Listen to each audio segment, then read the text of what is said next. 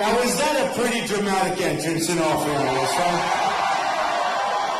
Made in America, everybody. Made in America. So I want to thank you, and we're going to start talking about a lot of things. We're going to talk about jobs. We have to bring jobs back.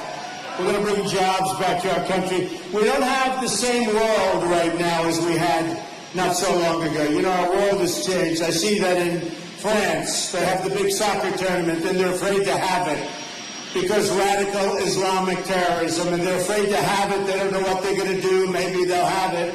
The police are saying, we can't handle it.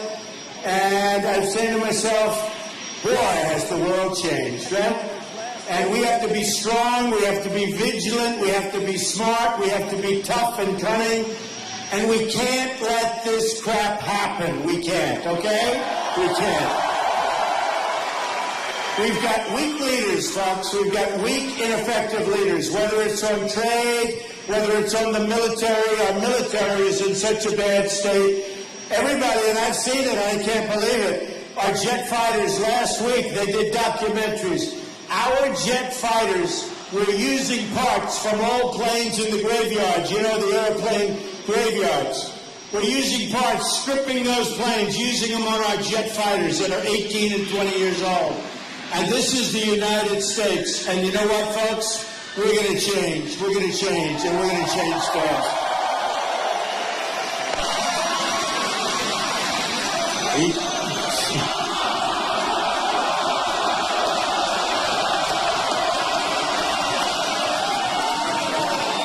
I love Big Ben. Do we love Big Ben? Right? Big Ben. I just spoke to him. He's what a great guy.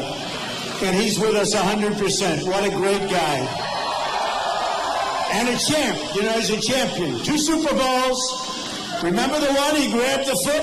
Grabbed that foot. He was back there. He was falling on his back, and he grabbed the foot. And that would have been a bad day for Pittsburgh if that happened, right? So he's a good champ, and he's a good friend of mine, and he's a great guy. He's a great guy. So I want to say hello to him and a lot of the folks that are friends of his that are friends of mine. I don't know. I got to know him over the years. And, some people have what's called champion heart, right? Most people don't, I hate to say. But that's what we need. We need that in Washington. It's time. We have people that are incompetent. We have people that don't know what they're doing. They have no clue. They have no clue. Everything's political correct. I mean, you watch what you say something a little bit off, you end up with headlines. It's like a bunch of babies, like a bunch of dumb babies. And believe me, folks, the world is laughing at us. They can't believe what's happening. You look at trade. 300, just take a look at what's going on. Countries all over the world taking advantage of us. Mexico, we have a trade deficit, $58 billion a year, and they're killing us on the border. China, think of it. China, we'll build the wall. Don't worry about it. We'll build the wall. We'll build the wall. We'll build the wall. 500. We'll build that wall. And by the way, the Mexican people are great. And the officials leading Mexico, they're great. It's fine. They're taking advantage of stupid politicians that we have running our country. I don't blame anybody. I blame our politicians. I'm not blaming. Look at China. We have a trade deficit with China of $505 billion a year. All right? $505 billion. How the hell do you come out of that hole? And we can make great trade deals.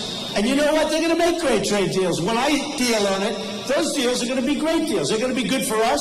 They'll be just fine for China. But right now, they have rebuilt China with our money, with our jobs, and they laugh at us. And what do? They have no respect for Obama whatsoever. They'll have even less respect for crooked Hillary. She's the worst. All right, she's the worst. They don't respect her. They don't respect her.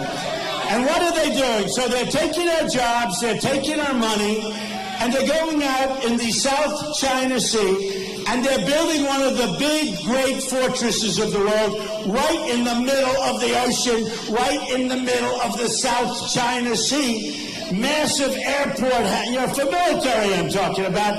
And guess what, folks? They're not supposed to be doing it, but they have no respect. So they take our money, they take our jobs, and they build these massive fortresses, right, that they're not supposed to be building. And I say to myself, wow, isn't that incredible? And we have such power over China because we're the piggy bank that they're stealing from and destroying. And there are other countries, not just China. China's the biggest and the best abuser. Mexico is going to be a smaller version of China. They already are. So many companies are leaving here and moving to Mexico. You have many companies that left this area. I'm looking at your numbers. I mean, Pittsburgh, you got wiped out, folks. I hate to say it. You got wiped out. Your manufacturing's way down. Your steel is way down. I look at Pittsburgh, and, maybe I'm a little old-fashioned, but I love steel, okay? I love steel. And I love the miners, and we're going to put the miners back to work, okay? We're going to put the miners back to work. Remember Hillary, about a month and a half ago, she said, we're going to put the coal mines and the miners out of business. Isn't that smart? Isn't that wonderful? She's not winning Pennsylvania, let me tell you, folks. She's not winning Pennsylvania. She wants to put the coal miners out of business. You-know-what? Not going to happen. It's not going to happen. I'm not allowed to use any bad words, by the way. If I use even little bad words, like I almost used the A word, since it's but I almost use it. If I used it, they'd say, these people, the dishonest media, the world's most dishonest people. If I use the A word, they'll say, oh, Trump used foul language, horrible, horrible, horrible. If somebody else uses it, forget it. I was saying before, because we just came up for Virginia, we just came up last night, we were today in Florida. I mean, we're all over the place. It's a beautiful scene. We were in Tampa, we're all over. And I'll tell you what, we have spirit. This is a movement. This is a movement. This is a movement. And this isn't me that's saying it. This is the cover of Time magazine, many, many covers over the last number of months. In fact, I hear we have another one coming up this week. Who knows? Good, bad, or indifferent, it's a cover. But it is a movement. And a lot of the pundits, even pundits that absolutely hate me, don't forget, they said he'll never run. He'll never run. And then they said, this is the finest group of Republicans ever to run for office. Before I joined. In fact, I said to my wife, listen, I'm hearing all about how great these people are. How can I possibly do this? But the country's going to hell. We have to do something about it. And I don't see it happening.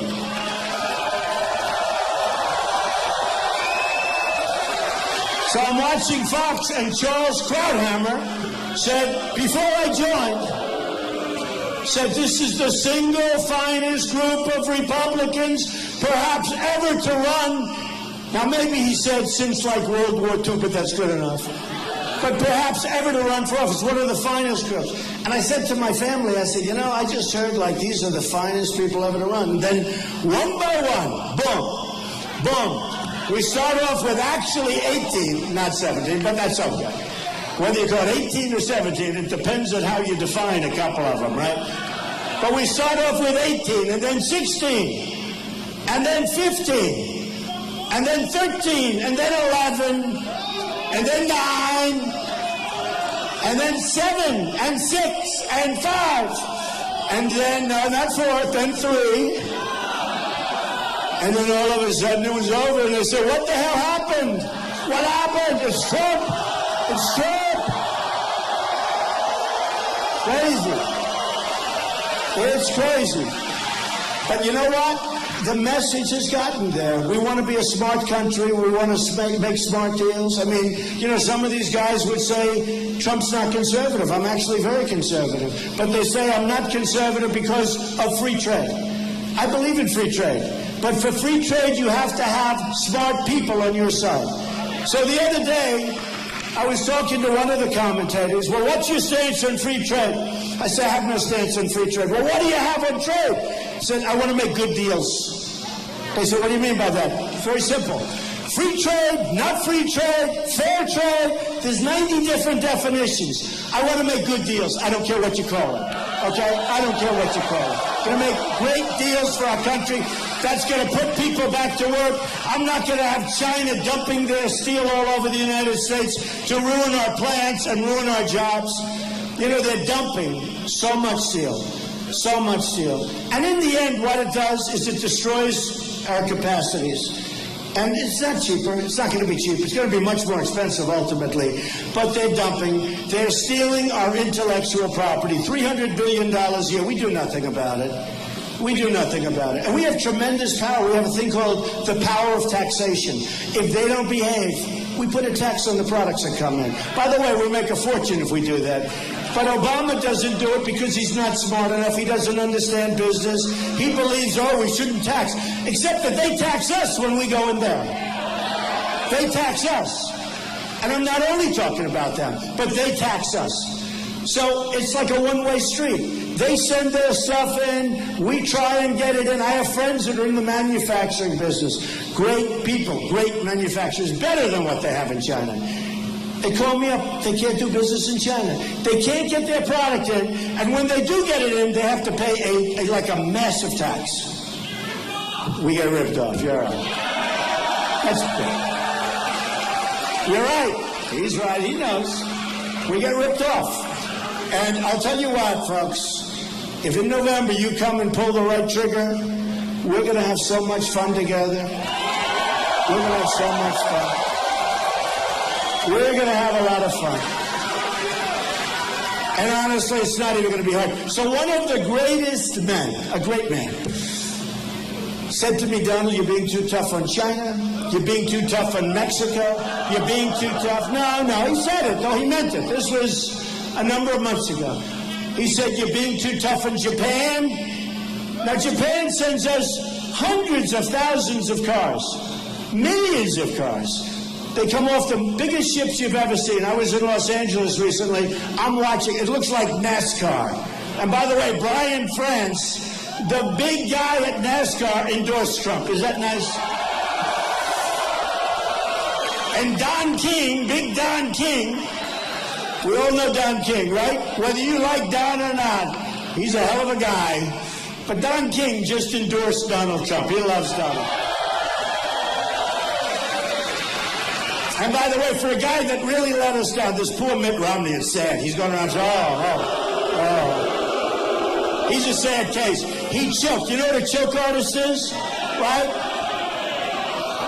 You know what a choke artist. You know when a guy misses the kick, you get rid of him, you bring another one in, right? Because you don't want that thought going in his head too much. He choked. He should have beaten a failed guy. He was a failed president. He should have beaten a failed president. He went away the last month. Where was he? I even called his people. I said, get him on television. Say what you want about Obama. He was on Jay Leno. He was on David Letterman. He was all over the place. And Romney was sitting at home not doing anything. What the hell happened? I asked my people, what happened to him? Where is he? Oh, I think we're going to be okay. I think we're going to win. I said, get on television. You got 1 month. And the guy choked like a dog. And then he says, Donald Trump may have racial tendencies. He called today, he's a trickle-down racist. That's what I've never heard, a trickle-down. And a misogynist. He doesn't know what a misogynist is. He's a trickle-down racist and a misogynist. Now I know why I lost. I mean, you talk about communication. So, the guy was on yesterday, CNN. And I said to myself, it's absolutely pathetic. He lost. He choked. Like a dog, he choked. And now it's time for somebody else. We're going to win, folks. We're going to win. We're not going to be choking. I don't choke. I don't choke. You know, I backed John McCain. Good guy. Yeah, it was a tough race because, you know, a lot of bad things were happening. I'm not sure if Abraham Lincoln could have won that. But yeah, I backed John McCain, big league, and he lost. I backed Mitt Romney, and he choked, and he lost. And I said, this time, folks, we're going to do it ourselves. We're going to win. We're going to win. We're winning. We're going to win, folks. We're not going to put up with this stuff. And we are going to win. You know, One of the great journalists actually called me. Happens to be liberal, but that's okay. Every once in a while, that's okay. Do we agree? Who cares? Who cares? You know, we're going to make America great for everybody. Not for conservative, not for Republican, not for Democrat, not for liberal. We're going to make it great for everybody, folks. We're going to make it great. But he called me and he said, you know, you've done something that nobody else has ever done. I said, what's that? He said, what you have achieved in the world of politics never been done before. And honestly, Bill O'Reilly, who's a very tough guy and a very smart guy, said it's one of the greatest, it is the greatest, actually, political phenomena that he's ever seen. Not bad, right? I mean, you know.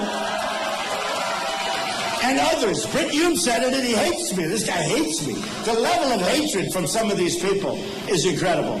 And a lot of it's because they were wrong. You know, they were wrong. They said he'll never run. He's never going to run. You know, they get paid a lot of money to be prognosticators, right? Donald Trump will never run. The next day I announced I'm running. Then they said, well, Donald Trump has decided to run, but he will never do very well because we have all of these great candidates. So I decided to run, and I start off, you know, start off like everyone else. You start off with nothing. And then the first week I went to 8. He said, well, he has reached the ceiling. He'll always be able to get 8, but he has reached the ceiling.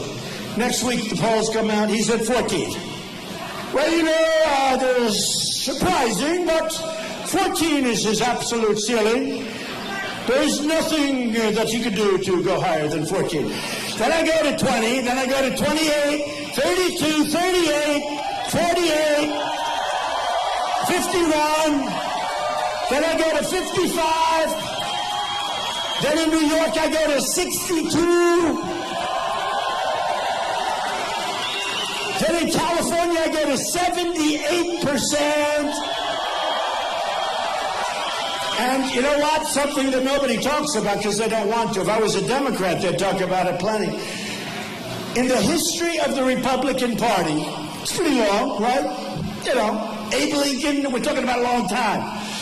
In the history of the Republican Party, I got the most votes. You got the most votes, not me. I'm the messenger. I'm a good messenger, you have to say that, right? Doing a good job. I'm just the messenger. But in the history of the Republican Party, Dwight D. Eisenhower, great guy. You know, he won the Second World War, although I think other people had something to do with it, in all fairness. But he was getting a lot of credit for winning the Second World War. He runs for president. I beat him. Richard Nixon, we beat Richard Nixon. Ronald Reagan, who we love, we beat Ronald Reagan. We beat Bush, we beat everybody. In the history of the Republican Party, we all together, the movement, got the most votes of anybody in the history of the primaries. But I don't mean by like we beat them out, oh, we edged them. We edged them by like a couple of votes. No. By millions of votes. By millions of votes. By millions and millions of votes. You know, it's amazing. And the Republican Party, I'm not going to take full credit for it, but I'll take 99.9. The Republican Party got more votes and had the biggest increase, about 70% increase over what it was 4 years ago when we had that loser, Mitt Romney, representing us. 70% more people. And the people at the polls, you know, a lot of people, they work the polls for years, for 40 years. I've seen them, men, women, they're at the polls. And I remember in South Carolina and New Hampshire, I love, you know, I mean, these are states where I did really well early. And it was an amazing thing, the feeling I have. And by the way, I'm going to make a pretty big speech on Monday, so stay tuned, folks. Stay tuned. I'm going to do it in New Hampshire, because that was the home of my first victory. I went to New Hampshire. Bush was favored to win. You know, he's from that whole thing. No, low energy, folks, low energy.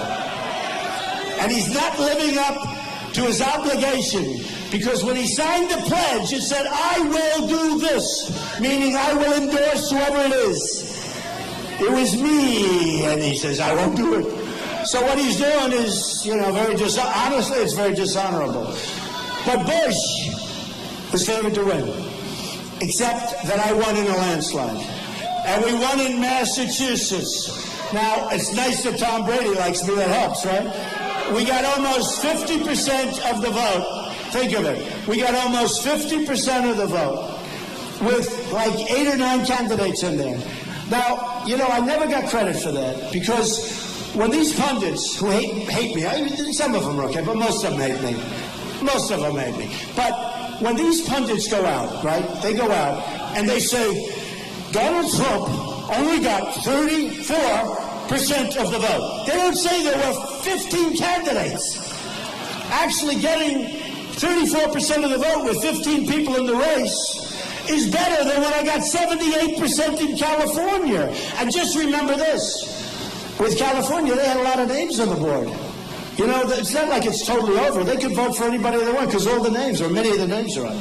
So when you get all of these numbers, but all the time I had to listen to this because I think it's the largest field in the history of elections. The 17 or 18 people that started. So I was competing against all of these governors and senators and very capable people like Dr. Ben Carson, who's a great guy, by the way. Great guy. And a very capable guy, but I was competing against Ben. And he endorsed me right after the whole deal. And Chris Christie endorsed me, and he's been great. We've got great endorsements. So we have great. By the way, we have so many great. Dana White endorsed me, you know, from UFC. And, I mean, we have I'll tell you what, I would put Bobby Knight endorsed me, Bobby Knight, and Lou Holtz, and Digger, and so many people. By the way, the Bobby Knight endorsement had to be one of the great endorsements ever. So I win New York in the primaries. And they said, oh, he's going to do great in Pennsylvania. So they're sort of conceding Pennsylvania, a place that we love, right? I went to school in Pennsylvania. I went to Penn. I went to the Wharton School of Finance, maybe the hardest school to get into in the country, the Wharton School of Finance. And I was very good, really good. But I went to the Wharton School of Finance, and I spent years in Philadelphia. And Philadelphia's not Pittsburgh, right? I know that. But we love Philadelphia, too. Brotherly love. And we do love Pennsylvania, and that's where it all comes together, right? But so I've been in this state, and I know this state very well. And this is a great, great state. So I win Pennsylvania big. And then I win Connecticut big. In fact, they just did a poll in Connecticut. Republicans are not supposed to even waste their time going to Connecticut. I love Connecticut. A poll just came in where I'm a few points behind, and people are saying that's incredible. A poll just came down in Pennsylvania, by the way, where we're leading. A poll just came out in Ohio where we're leading. A poll just came out in the great state of Florida. We're leading by 2 points, and we haven't even started campaigning yet. You know why we're leading? Because people are sick and tired of the stupidity that's going on with our country. They're tired of it. They're tired of it. We're going to have a great country, and we're going to have a country that's unified. We're going to have a country. I thought one thing about Obama. I thought that Obama would be a cheerleader for the country. That's the one thing. I never thought he was going to be the president in terms of greatness. I thought he'd be a great unifier, a great cheerleader for the country. He is a great divider. The country has practically never been so divided as it is now. And we're going to bring everybody together, folks. White, black, we're going to bring everybody together. We're bringing our country together. The richer, the poorer, everybody. And you know, one of the reasons we're going to bring it together, it's the old story. It's called jobs. Because I'm not going to let other countries take our jobs, like Carrier, where they move their factory to Mexico, they fire everybody. And Ford, where they take tremendous numbers of people out of our system and they build these massive plants in Mexico. And so many other countries, you know, it's funny, so many of these companies, they're run and owned by friends of mine. So now I'm getting calls. They say, Don, please don't mention my company. Please don't mention my company. And I'm running out of companies. I know so many of these guys. But you know, when people are friends, you don't mention their companies, right?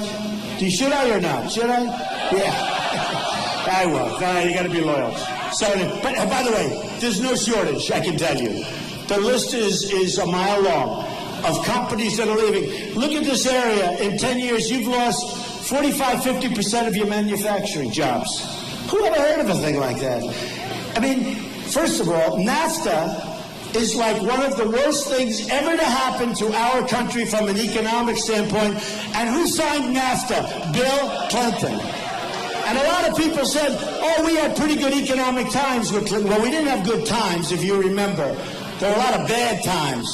First of all, he was impeached. There was a big impeachment mess. It was a mess, just like it will be with Hillary. With Hillary, it'll be worse.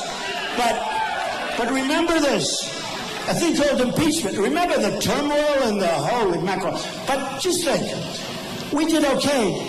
But the people that followed him, because of that horrible thing he signed, got killed because NAFTA stripped the jobs out of this country. I toured New York. I toured Connecticut. I toured Pennsylvania. I toured all over the place. I was in Maryland.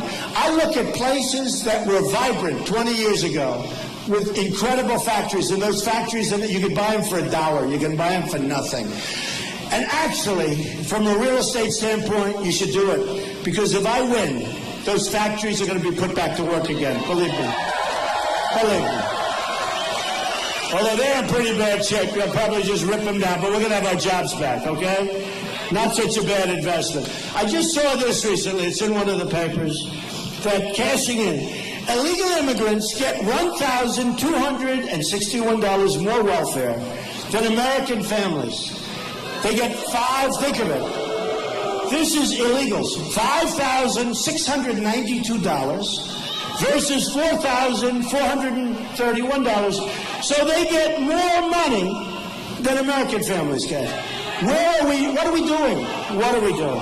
Now, what are we doing? You know, they're all screaming, build a wall. It's not just a wall, but we are going to build a wall. You know, recently the president of Mexico from a few years ago, Vicente Fox, he was on television. Well, you know what happened? And he threw around the F-bomb. And he said, we will not finance or give the money to build the wall. But he said it differently, because he said, we will not pay for that F-bomb wall. The F-bomb. He used the F-bomb on live television on CNN. I said, whoa, he's going to be, it's going to be so bad tomorrow. Where do you see? Nobody wrote about it. Can you imagine if I used the F-bomb? Would that be? That would be the electric chair, right? They'd give Trump the electric chair.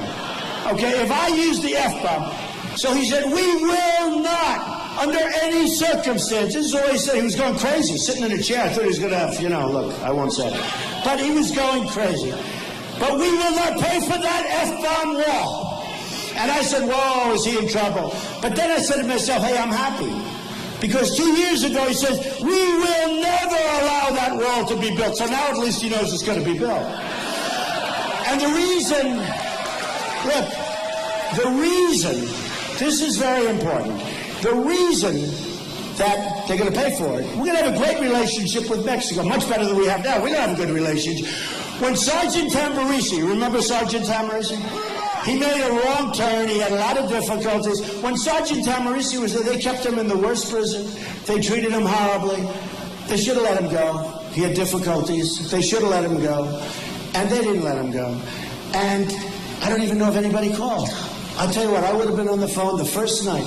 I would have called the president of Mexico. I said, let him go. Let him go. I don't think Obama ever called. The guy was in there for a long time.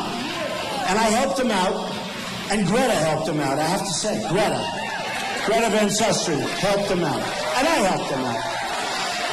But relationship is you call him up and you say, do me a favor, guy made a mistake, let him out. Because the people were going crazy. And how about this? Bergdahl, right? Sergeant Bergdahl. Sergeant Bergdahl. Here's the way we deal, folks.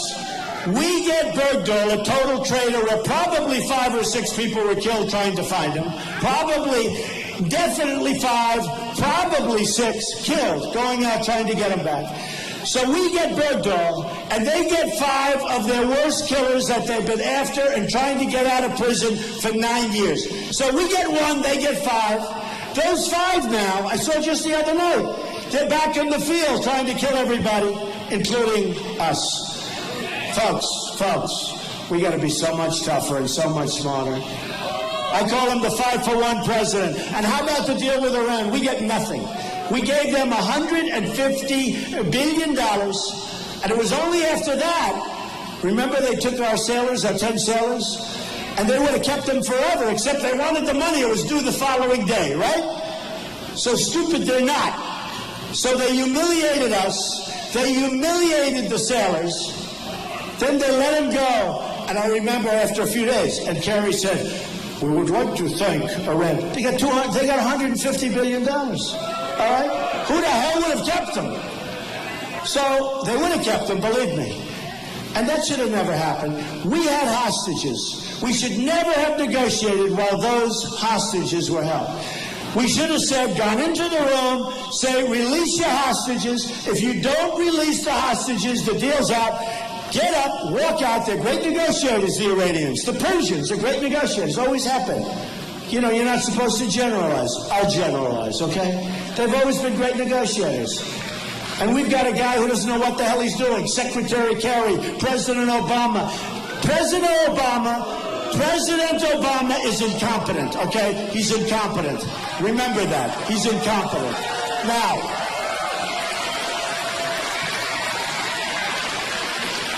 yeah, we have a president who's just doesn't have it. He doesn't have it. So here's what's going to happen. Here's what's going to happen. And what should have happened then?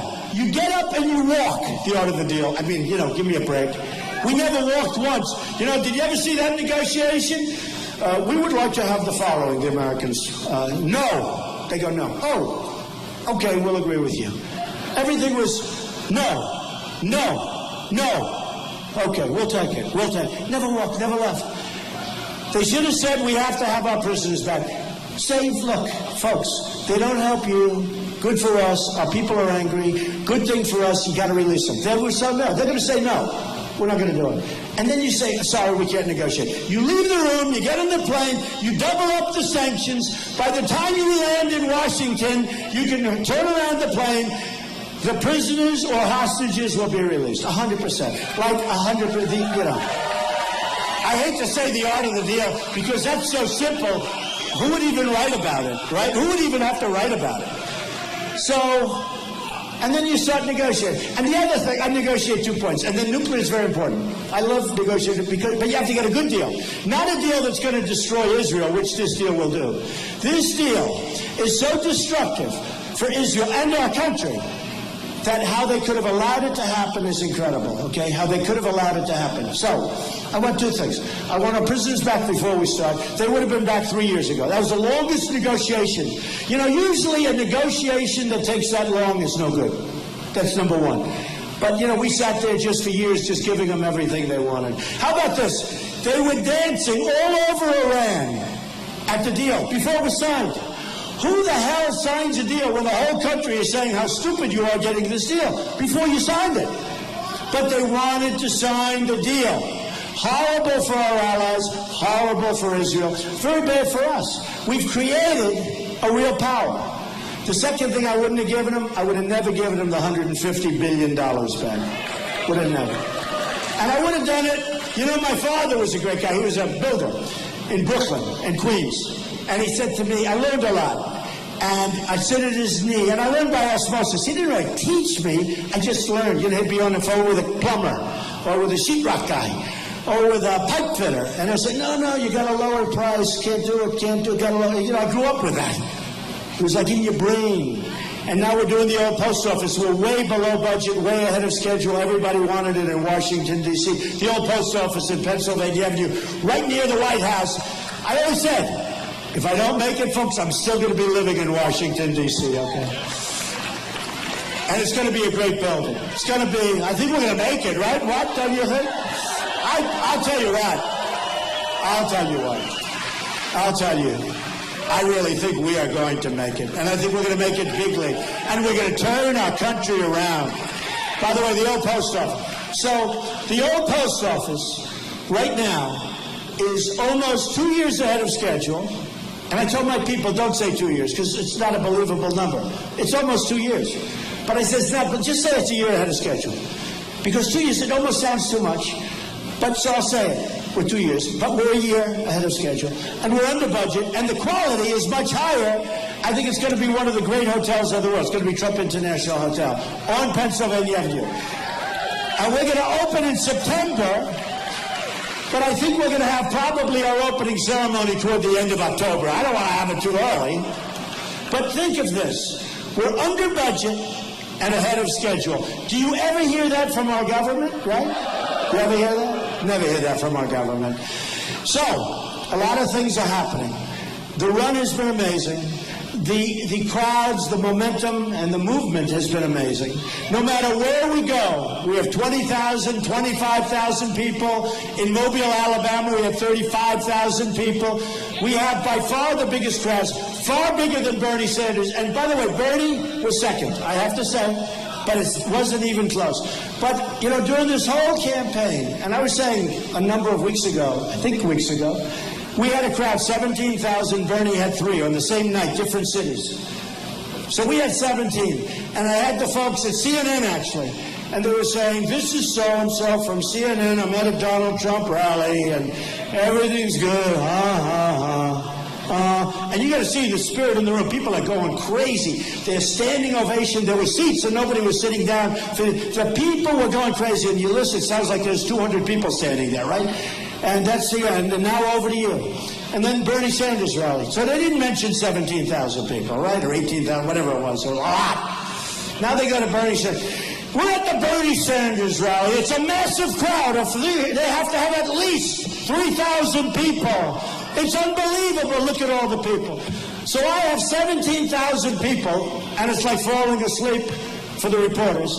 He has 3,000 people, and they're talking about the 3,000 people. Let me tell you, folks, as Republicans, and the more conservative you get, the harder it gets. It is so unfair, the dishonesty of the media, the dishonesty of those people back here. It is so unfair. It is so unfair. But the beauty of it is that the people are really smart. They get it. I mean, they really understand what's going on. It's an incredible thing to see. They get it. That's why I love my protesters. You don't see any protesters. Are there any protesters? Because I love the protesters, because the only time the cameras ever turn and show how massive these audiences are, the only time, I mean, it's like an incredible thing. It's when we have a protest. Do we have a protester anywhere, please? Sometimes, you know what we're going to start doing? Taking friendly people, putting them up in corners of a room and letting them protest, okay? That's the only time. I didn't think they could move the cameras. I thought they were maybe modern equipment, it's fixed. And then about my third speech, we had a protester. Bad guy, nasty, loud, started swinging at people. And when my people swung back, it was like, oh, my people are terrible, right? My people are terrible. But this was a loud guy. And then all of a sudden, it was in like a strange corner of the room, and those cameras that I didn't think could move, I thought they were a fixed wing. All of a sudden, they're bent like a pretzel. Everything's... They're getting the protester from every angle, every shot. No, there's tremendous dishonesty, folks. There's tremendous, tremendous dishonesty. But with all of that, with all of the stuff that goes on, and all of the phony reporting and dishonest reporting, the people are getting it. And that's why we're being covered like nobody, no place in the world. What's going on is being covered like no place in the world. You know, the Republican Party was a little bit staid. Is that a nice way of saying it? A little bit staid. Staid. You know how to spell staid, right? And the Republican Party was not exactly the most exciting place to be. And this year we're up 70, and the Democrats are down 32 or 33 in the primaries. Okay, we're up 70%, and they're down 32. Think of it. Think of it. So what's happening is an incredible thing. Now, I have to say this. I say it to the leaders of the Republican Party. Folks, you got to get tougher. You got to be tougher. You got to be strong. We've had a lot of losses. We've lost a lot of these presidential elections over the last long period of time. You've got to get strong. You've got to get tough. You've got to be smart, or you're not going to have a lot of victories. And I'll be honest. I'm talking about for them, because I think I'm going to win anyway. I really think I can win. I don't want to do it that way. Do you understand what I mean? I'm not even sure it's not better for me. But I'd like to see the Republican leadership get very strong, very sharp, very smart, and be cool. You got to be cool. But we're winning either way. We are going to win either way. And we're going to set this country back on course. And we're not going to protect all of these nations where we're subsidizing the military protection of massive nations that are making fortunes of money, and they're paying us a fraction of what it costs. Can you imagine, as an example, Japan, great people, I love it, but we subsidize Japan. And yet they're sending us cars. You know, we send them wheat. We send them beef. They send us millions of cars. And we send them beef. And they don't want the beef. Half the time they want to send it back. They don't even want it. Because their farmers don't want it. You talk about a trade imbalance.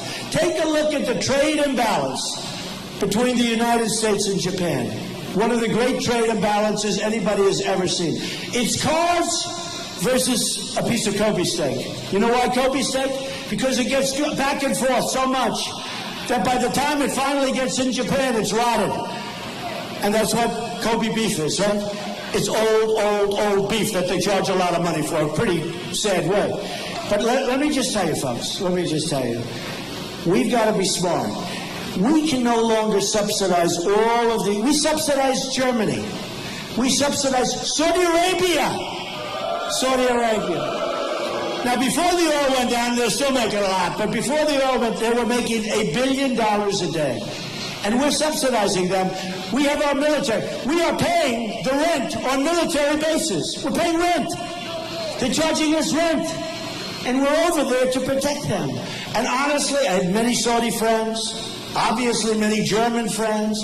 Obviously, I have a lot of people from Japan and other countries, South Korea. We have 28,000 soldiers on the line between North and South Korea. And every time, potentially the madman raises his head or opens his mouth, we send our ships and our planes and we have everybody ready. They got to pay us something we don't get. And can you imagine if these countries paid just a fair price for this? You're talking about a whole different United States. This isn't 40 years ago, and it's not 20 years ago. We are stone cold broke. We owe $19 trillion. Nobody even knows what a trillion is. They don't know. I have a smart guy made millions and millions and maybe billions of dollars on Wall Street. I say, define trillion for me quickly. He said, let's see, it's You know how much money this is? We are 19 trillion, going up to 21 trillion because of the omnibus budget, which was passed. Which, by the way, allows Syrian refugees in. We have no idea where they are, who they are, where they come from. Excuse me, folks. They're coming to Pittsburgh. You just don't know it, okay? They're coming to Pittsburgh. You don't know it. They're being put all over the country just like they want to be. And who knows? You know, we talk about Trojan horse. We talk about Trojan horse. And maybe it's a Trojan horse, and maybe it's not. But we have enough problems in this country. When you look at Paris, when you look at San Bernardino, when you look at all these different places, a couple of things I have to tell you. We're going to give you a massive tax decrease and get this country back to work for business and for middle. Hillary Clinton is going to raise your taxes very substantially, possibly to 55 or 60%. That is going to be the end. She's going to raise your taxes. And you know what? She has no plan. She doesn't talk about it. She won't talk about it. She's got to raise them to at least 55%. I'm lowering taxes substantially for the middle class who are being run out of our country. And I'm lowering them for business. Big league. Another thing. We're getting rid of Common Core. We're going to bring education local. Local education. We're repealing and replacing Obamacare. 100%. Disaster. Obamacare is a disaster. Hillary Clinton wants to abolish the Second Amendment. In other words, she wants to take your guns away from it. Now, the NRA, National Rifle Association, just endorsed me. I think it's the early endorsement they've ever given to a candidate.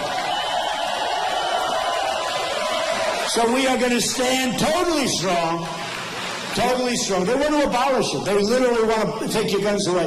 You know, if in San Bernardino or in Paris, Paris is probably the toughest place in the world to have a gun. So these thugs walk in and they go boom, boom, boom, kill 130, hundreds in the hospital, still in the hospital. They'll never be the same. Just horrific injuries. And if we had a couple of like the folks here, like this guy here with the Trump hat on, the blue Trump hat, right there, the handsome man with a beautiful head of hair. Look at the beautiful head of hair on that guy. What are you wearing a hat for? If we had a couple of people, if in San Bernardino or let's say Paris, they were in there and they had a gun right around here or a gun strapped around their ankle, and the bullets were flying in the opposite direction also, number one, they probably wouldn't have even gone there if they knew there were guns. Okay, remember that. Don't underestimate that.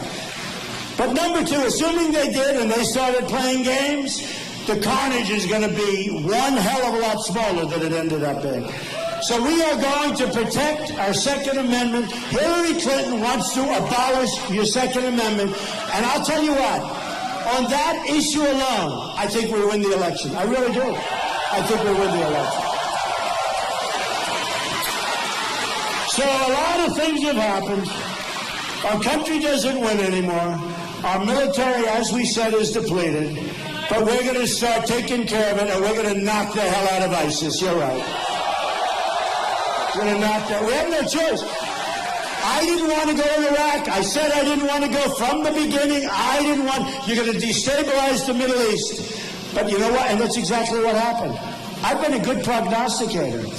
You know, about a month ago, I was asked on CNN by Wolf Blitzer. I was asked about NATO. Now, I'm a businessman. I'm not like asked about NATO too often. It's not like, oh, gee, I'm the old-time expert, but I have a lot of common sense. And I know NATO, and I understand NATO. And so what do you think about NATO? Something to that effect. And I said, well, let me tell you. Number one, it's obsolete because it doesn't really cover properly terrorism. Number two, you have countries in there, because I read this someplace, that aren't paying what they're supposed to pay, and some aren't paying practically at all. And we're protecting them, and if something happens to them, what do? Go into World War III over a country that's not even paying us. And the next day in the press, oh, that's terrible. What a terrible answer. He doesn't like NATO. Oh, that's a bunch of phony people. And then about 2 weeks after I said it, some people, you can't see the forest for the trees, right? All of a sudden, people that were experts in NATO were saying, Trump had a point. It is obsolete. And we don't really cover terror. And we don't even have the right countries in there if you're talking terror, because it's a different kind of terror. And Trump's right. And you know what else? A lot of these countries aren't paying. They're not paying. They owe us 2% of GDP or 3% of GDP. They're not paying.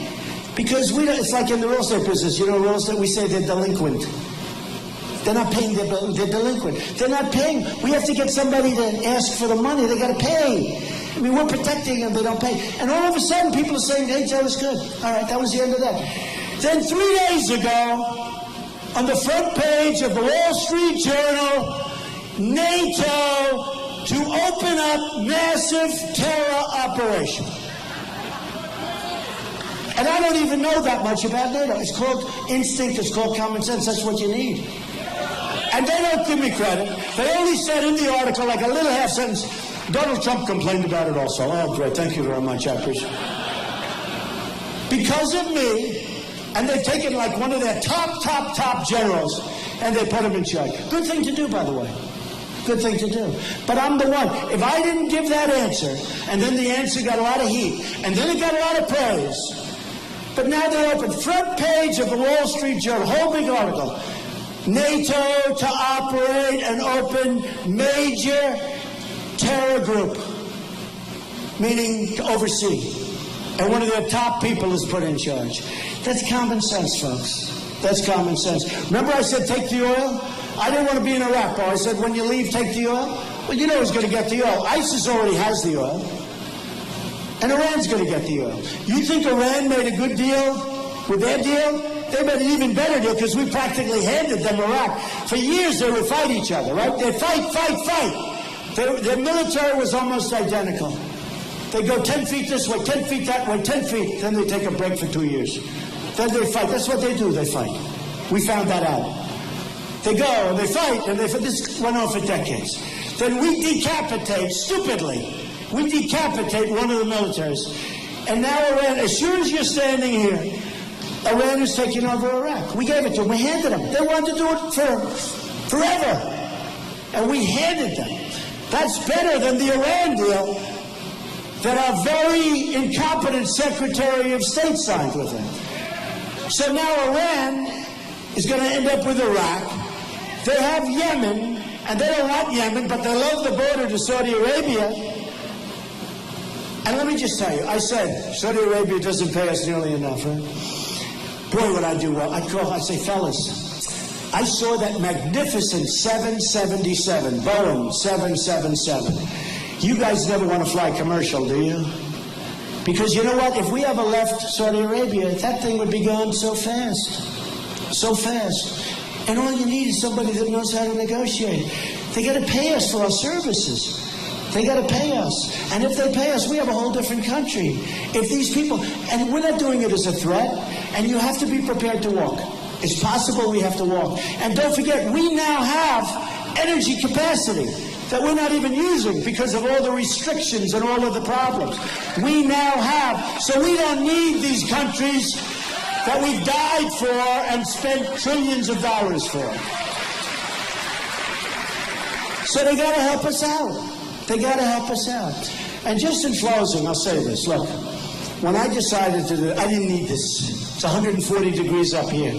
That's the end of this suit. Soaking wet. Does anybody want my jacket? You don't want it. I don't need this. But I'm having a lot of fun. I'm getting to know the people of this country. We have unbelievable people. This country, you know, I say, make America great again. It's going to be make America great again for everybody. And it's also going to be, we can make America, I really believe this, greater than ever before. You know, when we had the debates, I didn't know anything about debating. And yet every single poll, Drudge, great guy, Time Magazine, all in Slate, I don't know, all these 7, 8 different polls. Every single poll had Trump winning every single debate. Every poll, every debate. I was on center stage, and I didn't know. I mean, Ted Cruz was this great student from Harvard and Princeton, and he was a debate champion. And they had me winning every debate. Okay, I don't want to get into it. You know what? I like Ted Cruz.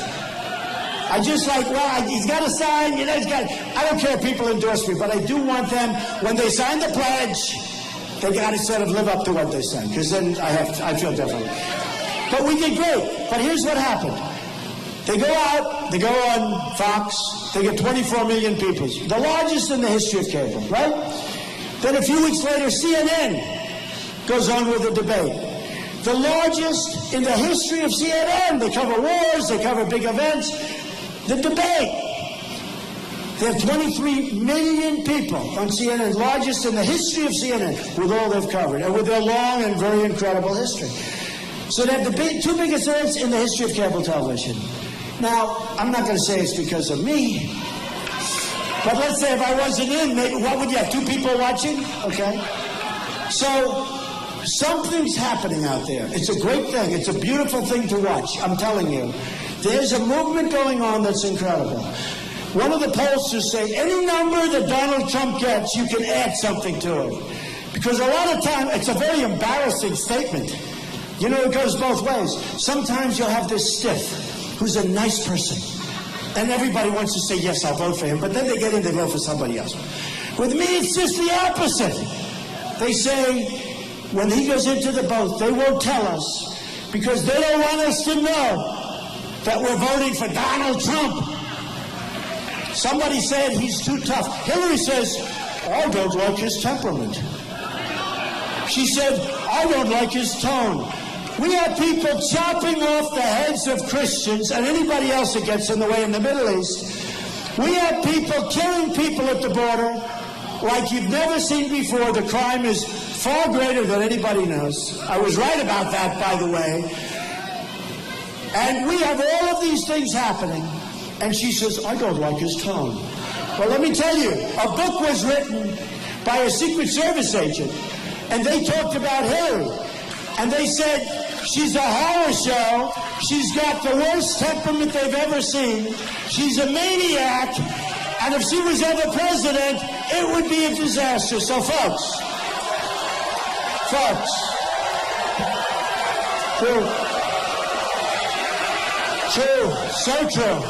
So, folks, we don't win anymore, but we're going to win. We're going to win with our military. We're going to win on trade. We're going to win at the border.